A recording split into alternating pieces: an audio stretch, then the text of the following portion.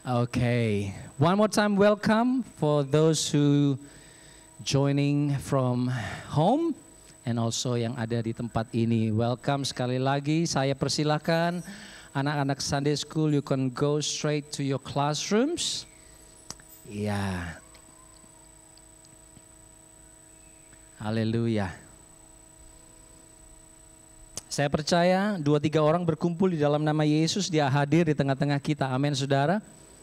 Amin, amin, haleluya. Also welcome for Jiwon and Cindy from Melbourne on your holiday.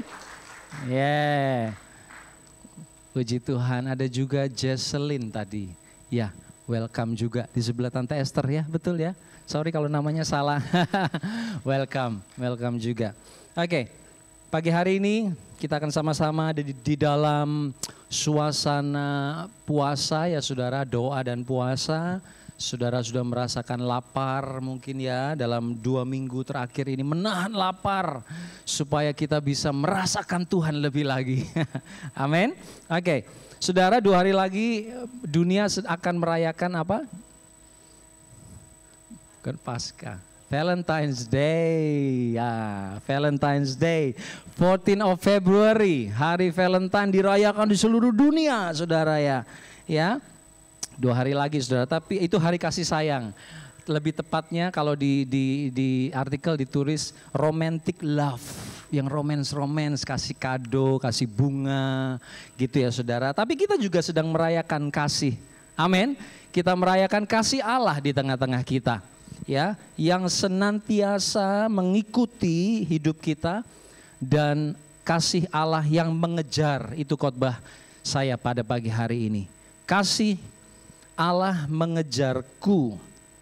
Ya, pernahkah saudara temui di dalam, kalau kita bicara tentang kasih, tentang cinta, pernah enggak saudara temui orang yang di dalam hidup saudara senantiasa memperhatikan hidup saudara? Ada? Pasti ada, ya, yang mengingat Anda pasti ada. Tetapi pertanyaannya, seberapa dia mengingat Anda, seberapa banyak dia memperhatikan hidup saudara, seberapa dia bisa generous kepada saudara. 24 jam dalam satu hari bisa memperhatikan, mengasihi saudara apapun yang terjadi. Apakah saudara lagi ngambek, lagi kecewa, lagi benci sama dia tetap mengasihi saudara. Pernah nemu orang seperti itu saudara? Itu hanya ada di dongeng biasanya, fairy tale ya, happily ever after, itu hanya ada di dongeng. Orang tua pun tidak bisa sempurna mengasihi kita, betul saudara? Ya, anak-anak pun tidak akan selamanya bersama dengan orang tua. Ada waktunya mereka akan keluar dari rumah dan seringkali anak-anak tuh lupa kepada orang tuanya. Mom, atau lupa hari ulang tahunnya, Dad. Ya saudara, nggak bisa sempurna kasih manusia itu. Suami istri ada waktunya akan berpisah, tidak akan bisa 24/7 bersama dan memperhatikan dan mengasihi. Bahkan gereja pun tidak sempurna di dalam memperhatikan kehidupan jemaatnya. Ada banyak keterbatasan. But the good news is ada satu sosok yang sempurna, yang tidak terbatas. Kuasanya tidak terbatas, kesetiaannya tidak terbatas. Kesetiaannya tidak terbatas oleh berubahnya zaman. Kesetiaannya tidak terbatas oleh waktu yang datang silih berganti. Kasihnya tidak bisa dikurangi karena dia dihina, dia dimaki, dikhianati, bahkan saat dia dibunuh, kasihnya tidak berkurang. Siapa dia? Yang keras? Yesus. Hanya satu saudara, Yesus. Allah yang tidak terbatas itu, kasihnya tidak bisa dibatasi atau dipengaruhi oleh kelemahan manusia. Saudara mau berontak terhadap dia, saudara mau usir dia, mungkin saudara nggak mau ngomong lagi sama dia, tetapi kasihnya tidak pernah berhenti. Amin saudara, karena Allah adalah kasih. Ya, Allah yang tidak terbatas itu senantiasa mencari dan mengikuti hidup saudara. Saudara lihat atau tidak, saudara rasa atau tidak, Kasih-Nya senantiasa mengejar kehidupanmu. Yesus adalah Allah yang mengambil rupa manusia. Seringkali saya selalu ulang-ulangi hal ini saudara, supaya masuk di dalam kehidupan kita. Ya, kalau orang lain yang tidak percaya Yesus tanya kepada saudara, siapa Yesus?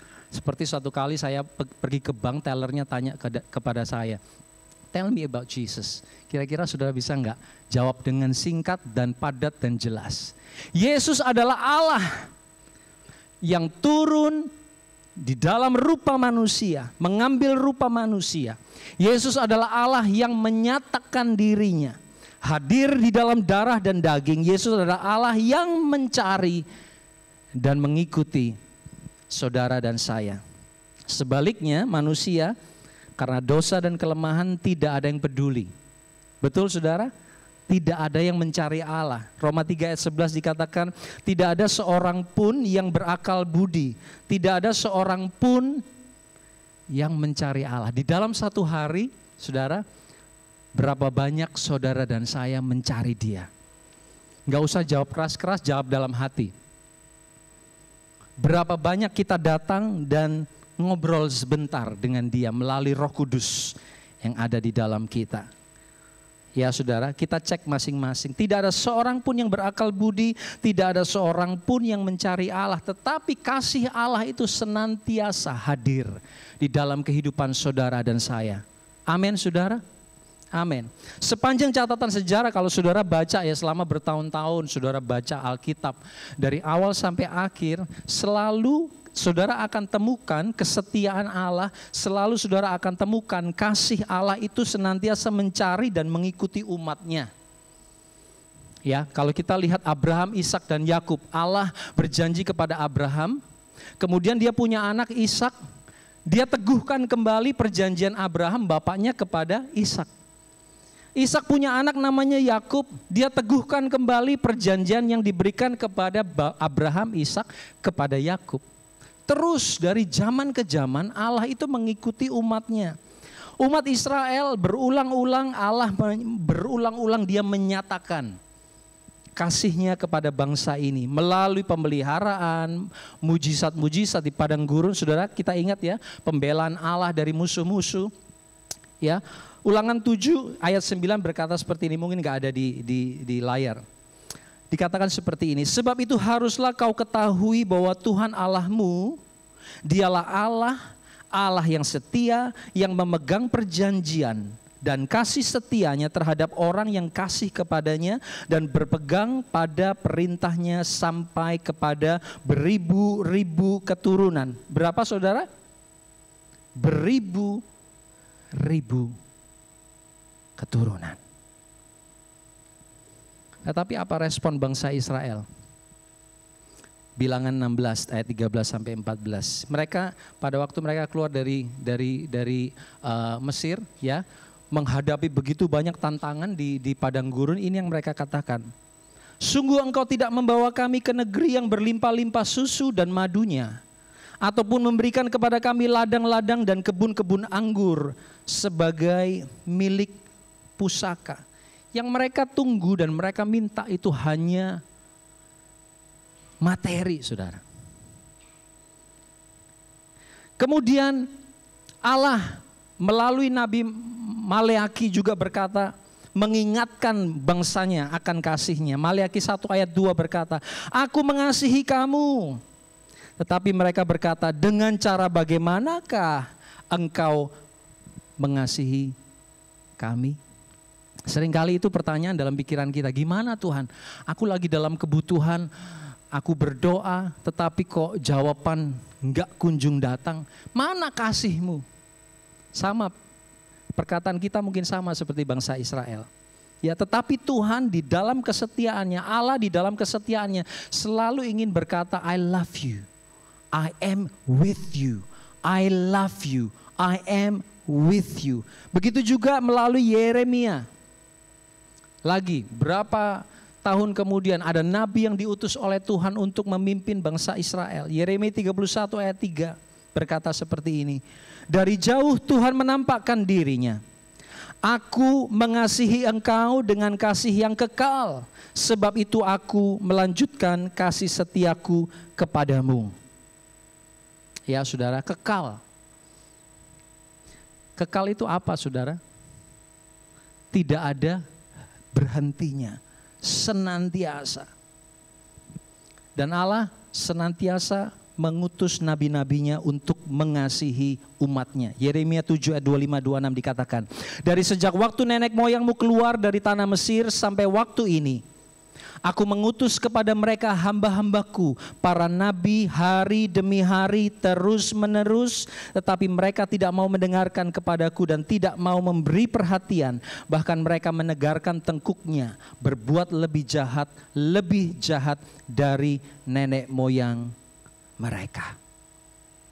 Walaupun sudah dikirim orang-orang untuk mengatakan, I love you, aku mengasihi engkau, aku melindungi engkau, aku meluputkan engkau, aku menyediakan semua yang engkau perlukan, aku membela engkau.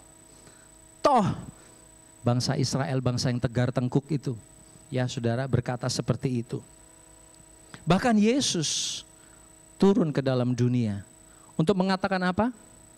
Aku mengasihi engkau. Kurang apa saudara? Selama ratusan tahun Allah di dalam kesetiaannya mau berkata kepada saudara dan saya hari ini, I love you. That is the greatest Valentine's Day gift ever. Bukan hanya pada waktu Yesus mati di atas kayu salib, bukan itu saudara. It's a long process, adalah proses yang sangat panjang. Makan waktu ratusan tahun hanya untuk apa? Hanya untuk Allah itu ngomong kepada umatnya, I love you. Dengan berbagai macam setting, dengan berbagai macam keadaan, dengan berbagai macam cara, dia hanya ingin mengatakan satu pesan ini, I love you. Aku mengasihi engkau. Kalau suami dan istri atau pacaran, orang pacaran mengungkapkan kasih dari tahun ke tahun, lama-lama udah habis cara, betul nggak? Tahun lalu udah dikasih coklat sama bunga. Tahun ini coklat bunga lagi, ntar ceweknya komplain lagi, ya tiap tahun coklat bunga nggak modal kamu mending sama yang lain aja. Gitu saudara, mungkin dulu zaman-zaman masih pacaran. Ya saudara. Nggak kreatif seringkali manusia ini mengungkapkan kasih. Apalagi sudah menikah, ya. Udahlah, udah keluar duit banyak kita. Nggak usahlah Valentine-Valentinean. Betul, yang setuju dengan saya angkat tangan. Ya. Tetapi kita lihat Allah saudara, luar biasa kalau saya periksa, saya baca, perhatikan. Dia mengungkapkan kasih dengan begitu banyak cara. Dia ingin mengambil perhatian umatnya. Dengan begitu banyak cara, di dalam kesetiaan, tidak pernah putus asa, tidak pernah berhenti. Walaupun kita tidak merasa, dia terus melakukannya di dalam hidup kita. Itulah Allah. Dia kirim Yesus. Ya, Lukas 19 ayat 10 berkata, sebab anak manusia datang untuk mencari dan menyelamatkan yang hilang. Saudara tahu Yesus lahir itu, kalau saudara baca dari Matius 1 saudara ya, keturunan nenek moyang Yesus, saudara ada empat wanita di dalam. Biasanya kalau silsilah itu tidak disebutkan nama wanita. Ya, kalau saudara pergi ke imamat atau kitab-kitab yang lain, kalau ngomong silsilah itu nggak ada nama wanita. Tetapi anehnya di silsilah Yesus itu disebut 4 orang wanita. Wanita yang pertama bernama Tamar. Tamar ini punya anak dengan mertuanya. Ya, dia mengelabui mertuanya, dia berdandan seperti seorang pelacur. Kemudian mertuanya lewat, dikelabui sehingga mertuanya tidur dengan dia, akhirnya dia punya anak dari mertuanya. Ya, nggak punya track record yang bagus. Ya, kemudian yang kedua Rahab, terkenal kan, saudara tahu siapa Rahab? Pelacur. Waktu mereka ke Yeriko untuk inspeksi, Ada seorang wanita yang bernama Rahab yang menyelamatkan dan dia adalah seorang pelacur. Yang ketiga adalah Rut. Rut itu bukan bangsa Israel, dia bangsa kafir, yang bangsa dari bangsa yang tidak mengenal Tuhan. Tapi namanya masuk di silsilah Yesus. Yang terakhir, Batsheba. Kalau Batsheba sudah tahu, siapa itu? Pelakor, ya kalau bangsa Indonesia ngomongnya itu pelakor. Apa itu pelakor? Pencuri laki orang. Ya itu bahasa kerennya, bener ya yang dari Indonesia, itu bahasa kerennya di Indonesia hari-hari ini. Pelakor, pencuri laki orang, ya. Dan Batsheba, walaupun track record dia seperti itu, kok bisa-bisanya dia dicatat namanya masuk di dalam silsilah Yesus. Ini menunjukkan saudara, bahwa kasih Allah tidak terbatas. Yang dia tunjukkan tanpa henti. Yesus tidak keberatan nama nenek moyangnya ditulis orang-orang yang punya banyak kelemahan. Yang jadi orang-orang mungkin sampah masyarakat, dia nggak keberatan nenek moyangnya dia punya silsilah nenek moyang yang seperti itu, saudara. Dan Allah tidak keberatan menaruh itu. Saya nggak ngerti juga apa yang ada dalam pikiran Allah. Tetapi yang saya tahu persis, pasti, bahwa kasihnya tidak ditentukan oleh latar belakang hidup saudara. Kasih Allah tidak ditentukan dari latar belakang dari 4 wanita ini. Dia tunjukkan tanpa henti. Oleh karena itu pemazmur Daud berkata seperti ini di dalam Mazmur 23 ayat 6a. Kebajikan dan kemurahannya senantiasa mengikuti, bahkan mengejar kita. Amin, saudara. Apapun yang saudara hari ini sedang alami, saudara. Saudara merasa tidak layak, saudara merasa tidak mampu, saudara merasa apapun juga, ingat. Kalau selama ratusan tahun Allah ingin menunjukkan kasih-Nya kepada umat-Nya, Dia pun mengasihi saudara hari ini. Ya, apakah pertanyaannya sekarang, apakah karena manusia itu pada dasarnya memiliki nilai yang berharga, saudara? Pada dasarnya. Ataukah apakah pada dasarnya manusia itu memiliki nilai yang sempurna di mata Allah? Sehingga Allah itu begitu mengasihi, mengejar, kayaknya in love, kayaknya kasmaran gitu saudara ya dengan manusia ini loh. Kalau kita ngomong manusia mungkin kita ingat aja 4 wanita ini. 4 wanita yang seperti ini. Sehingga Allah itu ingin menyatakan kasihnya, getol banget gitu loh. Selama ratusan tahun dia mengikuti umatnya dengan kasih. Walaupun umatnya menepis kasih Allah. Hebatnya apa manusia ini sehingga Allah bisa begitu? Apa nilai yang ada di dalam hidup kita? Kalau bicara tentang nilai saudara, segala sesuatu itu punya nilai. Ya, bangku ini punya nilai, setiap orang bisa kasih nilai kepada apapun juga. Ya, kalau kita jual barang di marketplace Facebook, ya, saya beberapa kali jual barang $200. Oke, itu nilai yang saya berikan kepada barang itu. Ya. Tetapi orang lain seringkali nego. Betul enggak? Itu mah enggak $200 lah, itu paling cuma 150. Ya, saudara. Nilai dari sebuah barang itu tergantung dari siapa yang memberi nilai. Betul? Saya hargai 200, orang lain melihatnya enggak dah, kayaknya itu cuma 150. Nilai dari sebuah barang itu tergantung dari siapa yang memberi nilai. Begitu juga dengan hidup kita. Begitu juga dengan nilai hidup kita. Bergantung dari mata siapa hidup kita dinilai. Hidup kita dilihat dari mata siapa. Kalau dari mata manusia, perhatikan baik-baik saudara. Kalau dari mata manusia, nilai kita dilihat dari apa yang bisa kita berikan buat orang lain. Betul? Kalau saya suka memberi makanan atau suka memberi uang, saya dinilainya berdasarkan apa yang saya berikan. Betul? Kalau saya memberikan perhatian kepada saudara, sering ngundang makan, ayo setiap kali selesai ibadah, ngundang makan, semua selalu bawa ke restoran. Saudara menilai saya seperti apa? Generous, nggak ada pendeta yang seperti itu. Luar biasa. Karena apa? Karena apa yang saya berikan buat saudara, betul nggak? Itu mata manusia, saudara. Selalu seperti itu. Mereka melihat prestasi, mereka melihat pengalaman, mereka melihat apa yang orang lain bisa berikan kepada kita. Maka kita memberi penilaian kepada mereka. Tetapi nilai hidup kita di mata Allah itu bukan berdasarkan itu.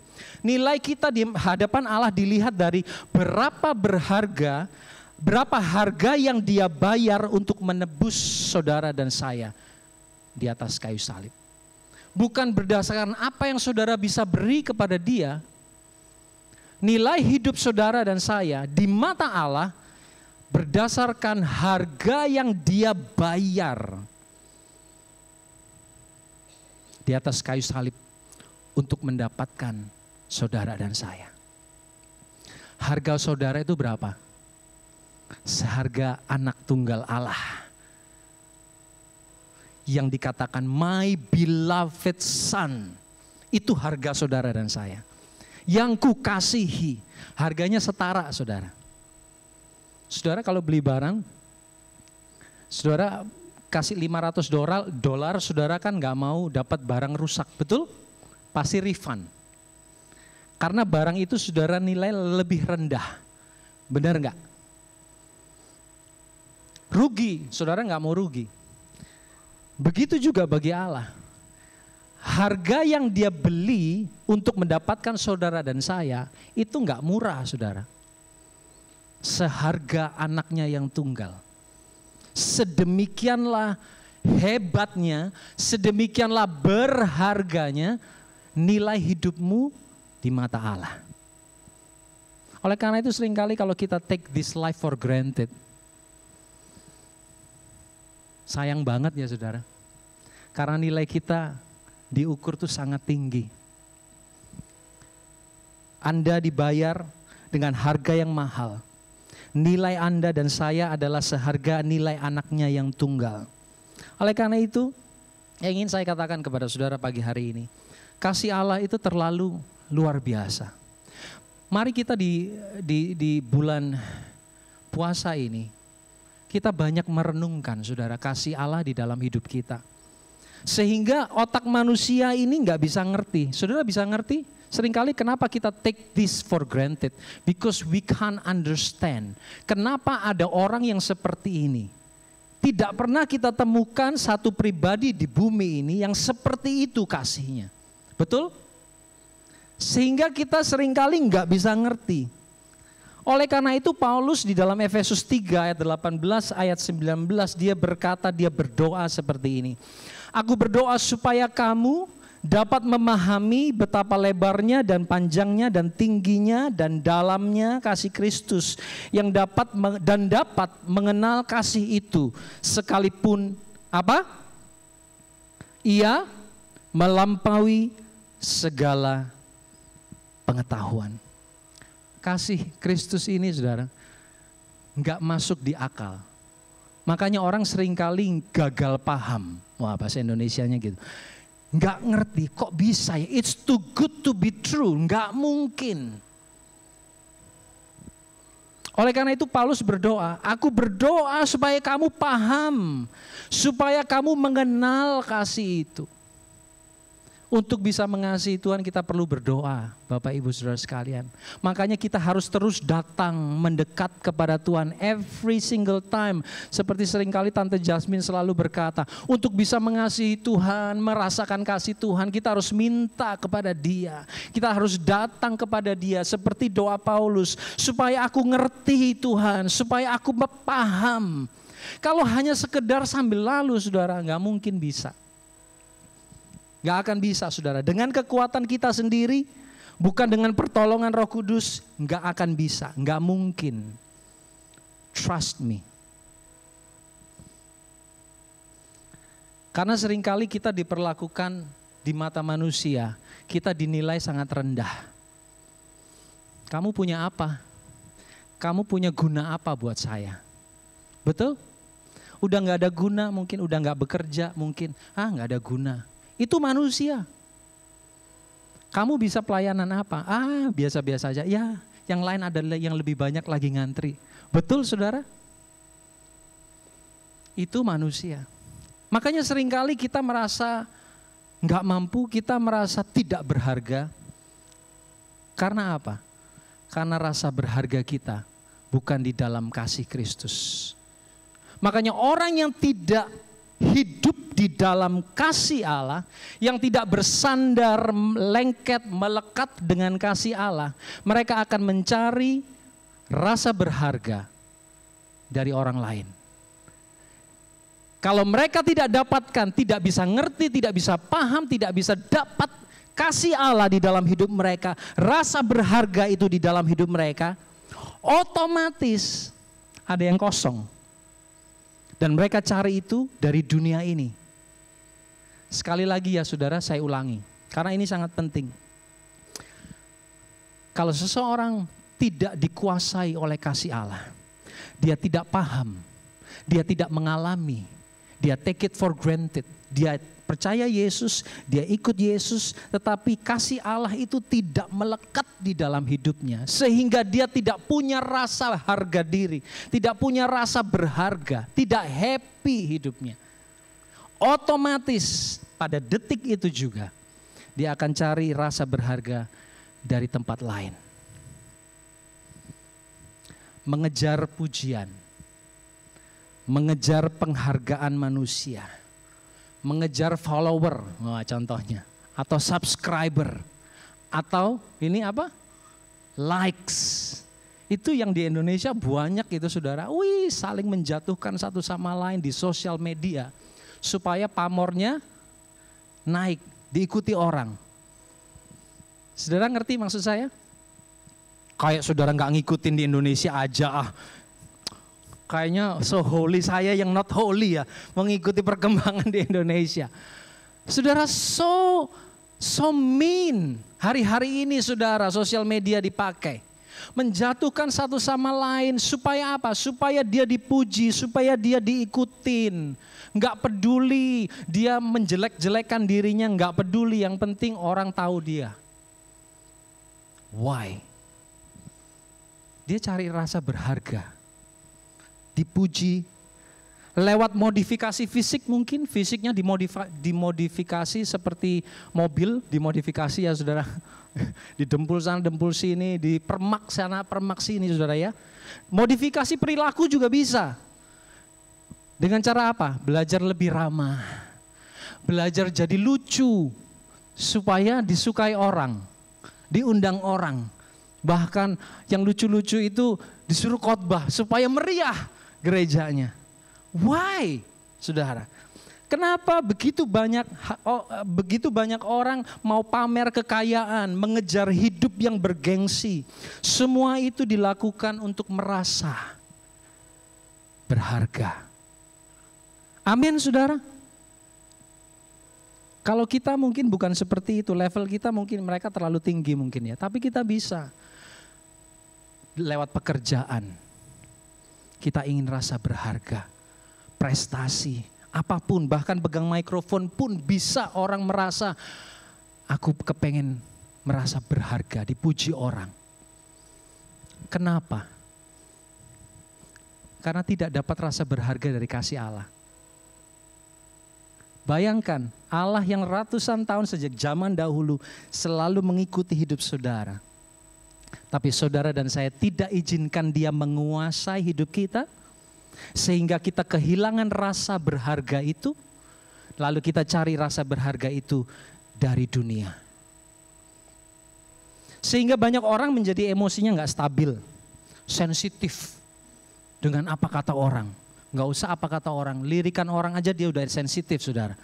Tersinggung, kenapa lu lirik-lirik? Emangnya gue kenapa? Jelek bajunya. Atau bulu matanya gak ada satu gitu misalnya. Ya saudara, sensitif, anti kalau dikritik.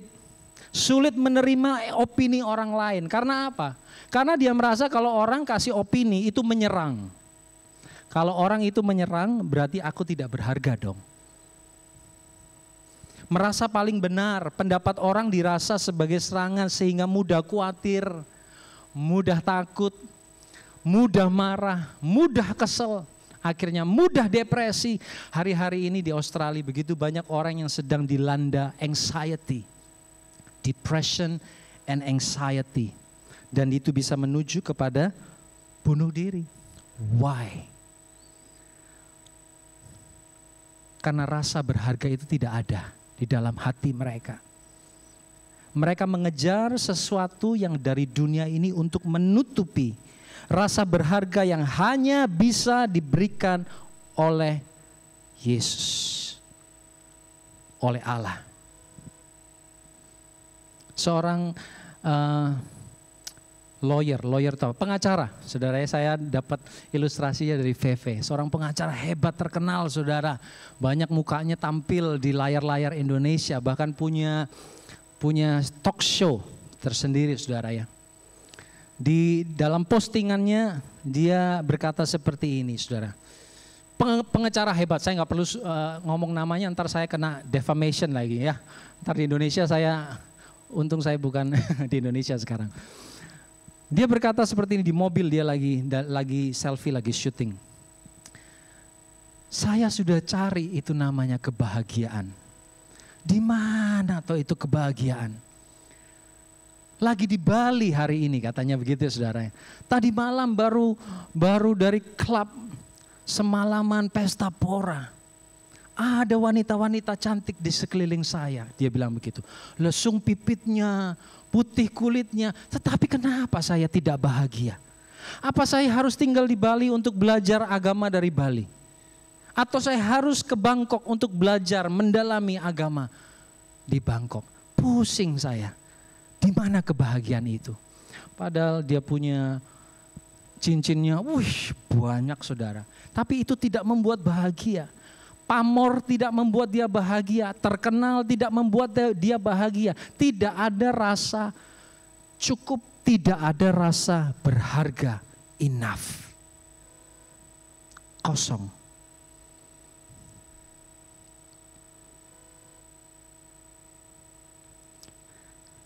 Coba sambil saya diam, itu artinya saudara merenung. Apa yang kita cari?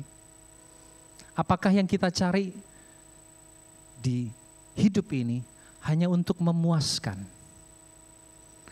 rasa berharga? Sebetulnya rasa berharga itu Yesus sudah berikan, kebajikan dan kemurahan mengikuti. Tapi seringkali kita nggak mau. No, not that one. It's too jauh di sana. Saya nggak ngerti Tuhan. Yang saya mau itu yang nyata-nyata ini loh, dipuji orang, ya, dihargai orang, ditepuk tangan sama orang. Yang saya mau seperti itu Tuhan. Ya no wonder jadinya kayak pengacara ini, saudara. Nggak ada rasa puas. Tetapi orang yang tinggal di dalam kasih Allah, dia akan berbuah.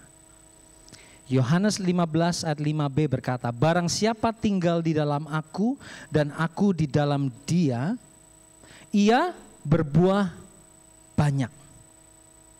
Barang siapa tinggal di dalam Yesus, di dalam kasih, dan kasih itu tinggal di dalam orang itu, ia berbuah banyak. Satu kali lagi saya ulang.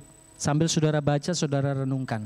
Barang siapa tinggal di dalam kasih, dan kasih itu tinggal di dalam dia, dia berbuah banyak. Berbuah. Berbuah itu artinya apa? Berbuah itu artinya berubah. Ranting, ya ini ngomong tentang pohon. Ranting itu kalau lepas dari pohon tidak bisa menghasilkan apapun. Betul ya saudara? Make sense ya? Ranting itu hanya bisa berbuah kalau dia lengket dengan pohonnya.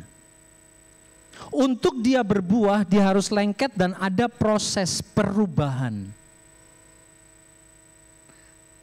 Ya, dipupuk, disiramin, kemudian ada matahari, mungkin harus dibersihkan dahan-dahannya supaya dia semakin banyak berbuah. Orang yang tinggal di dalam kasih Allah, sooner or later dia ada perubahan. Berubah. Sehingga menghasilkan buah yang matang dan sedap untuk dinikmati oleh orang lain. Ada seorang preman yang dari Manado, saudara. Ada orang Manado di sini yang di belakang angkat tangan. Ada preman Manado, saudara. Dia kerjanya di terminal bus. Satu kali dia dibully, disiksa oleh teman-temannya karena dia ngambil line tertentu, line bus, saudara ya. Sehingga teman-temannya nggak suka, dia disiksa sehingga matanya buta dan dia ingin balas dendam. Dengan cara biasa kalau orang pulau itu cara paling manjur adalah dengan ilmu. Ya, dia bertapa, dia berilmu kepada orang sakti. Sudah sakti, dia kembali, dia ingin cari teman-temannya itu. Nah, pada waktu dia udah kembali ke Manado, dia kerja kembali di bus depo itu, saudara. Dia sedang duduk, kemudian tiga orang dari gereja datang mencari dia. Mana yang namanya Pak Nixon, namanya Nixon. Wah, itu khas Manado sekali itu nama ya. Nixon, mana itu orangnya? Cari, ketemu, dia sedang duduk di pintu bus. Namanya orang punya ilmu, dia bisa rasa ini orang punya kekuatan apa. Baik itu kekuatan gelap ataupun kekuatan terang, dia bisa tahu. Dan sebelum orang tiga ini datang mendekat, dia berkata seperti ini, Nixon, kok kayaknya ada kekuatan berbeda. Kemudian tiga orang ini salaman dengan dia. Ya, salaman dulu Nixon. Pada waktu dia salaman, dia mulai ngomong mantra. Mantra supaya apa? Supaya ada kekuatan ini yang harus ditaklukkan. Enggak bisa, saudara. Kekuatan mantra ini tidak bisa mengalahkan hamba-hamba Tuhan ini. Kemudian hamba Tuhan itu cuma ngomong satu. Allah mengasihimu. Begitu dia dengar Allah mengasihimu, dia langsung jatuh, saudara. Dan dia berkata seperti ini, saya tidak pernah dengar seumur hidup saya ada orang yang berkata dia mengasihi saya. Never in my life, even my parents, bahkan orang tuaku sekalipun tidak pernah saya dengar ada orang mengasihi saya. Satu kata itu cukup powerful untuk memulihkan seseorang. Kemudian dia dimuridkan, dia ikut Yesus dan dia dipulihkan 100%. Ada perubahan. Barang siapa yang ada di dalam kasih, pasti ada perubahan. Amin, saudara. Kita punya anak-anak kita, cucu-cucu kita, itu adalah homework, PR yang Tuhan berikan kepada setiap kita. Mungkin kita kurang kasih dahulu, tetapi kita dengar pagi hari ini, kita mau berikan mereka kasih Kristus buat mereka, sehingga mereka hidup di dalam kemenangan, mereka berubah. Ya, Paulus diubahkan. Petrus setelah dia mengkhianati Yesus, Yesus datang kepada dia, Petrus, apakah engkau mengasihi aku? Dan hidup Petrus dipulihkan, tidak pernah sama lagi. Ya, oleh karena itu apa aplikasinya pada pagi hari ini Bapak Ibu Saudara? Di dalam hari-hari kita berpuasa, sekali lagi saya mau katakan, mari kita datang kepada Yesus. Kita datang dan kita terima kasih-Nya setiap hari. Kapan, saudara? Seringkali setiap hari kita kecewa, benar nggak? Kita tuh kecewa tuh setiap hari loh, saudara. Kecewa dengan suami, dengan istri, dengan anak, dengan pekerjaan, dengan rumah tangga, dengan apapun. Dan yang bisa menyembuhkan kita bukanlah orang-orang itu. Yang bisa menyembuhkan kita dan memulihkan kita adalah saat kita menerima kasih itu. Kita memahami apapun yang terjadi di dalam kehidupanku, Tuhan, I know one thing. Aku tahu satu hal, bahwa Engkau tidak pernah tinggalkan. Engkau senantiasa mengasihi aku. Itu sumber kesembuhan, itu sumber pemulihan. Ya saudara, itu yang pertama aplikasinya. Yang kedua, mari kita terus-menerus dipenuhi dengan kasih Allah. Kita terus-menerus dipenuhi dan tinggal di dalam kasih Allah. Akui dia, engkau mengasihi aku Tuhan. Engkau mengasihi aku Tuhan, engkau berikan hidupmu. Hidupku begitu mahal seperti hidup anakmu, Yesus, anakmu yang tunggal di dalam kehidupanku. Ingat baik-baik satu hal sebelum saya berhenti. Saudara tidak akan merasa puas di dalam hidup tanpa kasih Allah. Cari kasih itu. Cari, temukan. Hidup di dalamnya. Terima kasih itu. Walaupun itu melewati batas pengetahuan kita. Kok kayaknya gak ngerti ya? Gak apa-apa. Minta dia untuk penuhi hidup saudara. Bangun pagi hari. Penuhkan aku dengan kasih-Ku. Mau tidur malam, terima kasih Tuhan untuk kasih-Mu di dalam hidupku. Penuhi dengan kasih Yesus. Dan engkau akan hidup di dalam kepuasan. Happiness. Bukankah itu yang dicari orang? Amin saudara. Mari kita pejamkan mata kita. Saya minta pemain musik untuk maju ke depan. Haleluya. Hanya satu yang kita perlu di dalam hidup ini. Kasih. Dan bukan sembarang kasih, bukan Valentine's Day. Karena kasih dari Valentine's Day itu ada batas waktunya. Bukan kasih dari manusia, karena kasih manusia ada batas waktunya. Tergantung dari situasi dan kondisi. Hanya satu yang kita perlu, kasih dari Allah Bapa, kasih Yesus yang mengubahkan kehidupan kita. Mari sama-sama kita bangkit berdiri dan kita responi firman Tuhan ini. Terima kasih Tuhan. Ku ada sebagaimana ku ada, berdiri menghadap tahta-Mu Bapa. Semua karena anugerah-Mu yang telah selamatkanku.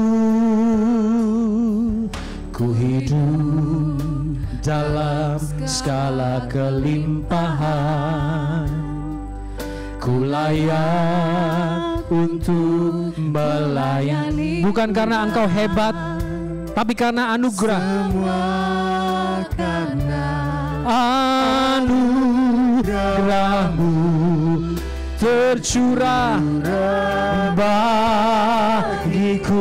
Oh, besar, besar anugerah-Mu, berlimpah kasih-Mu.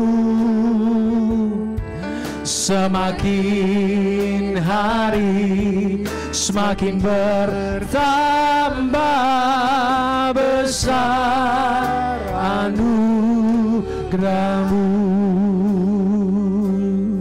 Sekali lagi dari atas jemaat saja katakan, ku ada. Ku ada sebagaimana ku ada. Benar Tuhan. Berdiri menghadap tahta-Mu di hadapan-Mu pagi hari ini. Kami mau katakan semua karena anugerah-Mu yang telah selamatkanku. Hidup dalam segala kelimpahan. Amin. Ku layak untuk melayani Tuhan. Oh, semua karena anugerah-Mu tercurah bagiku. Besar, besar anugerah-Mu, berlimpah, berlimpah kasih-Mu, semakin bertambah, besar Mari sama-sama kita angkat tangan kita, katakan satu kali lagi, besar anugerah-Mu, berlimpah kasih-Mu, semakin hari semakin bertambah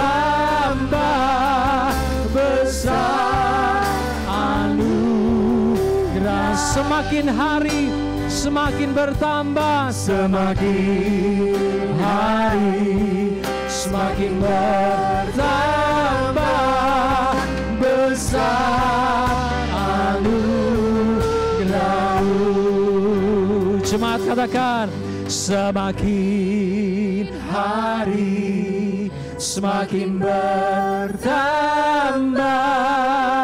besar anugerah-Mu.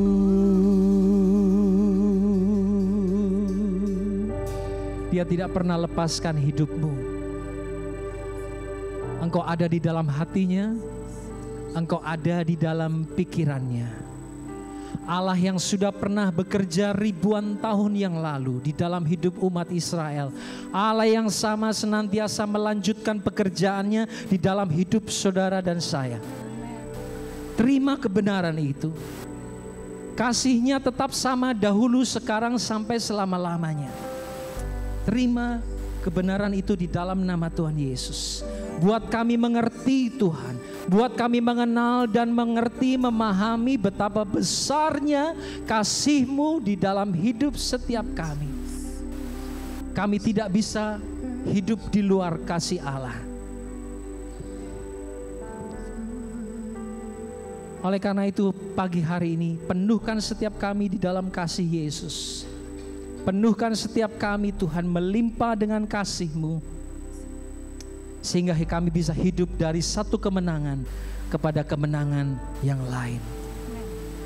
Tahun ini kami mau berjalan di dalam kasih Allah.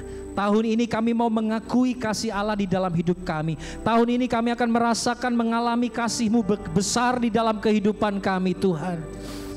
Terima kasih Bapa. Semakin hari semakin bertambah besar anugerah-Mu. Sekali lagi, semakin hari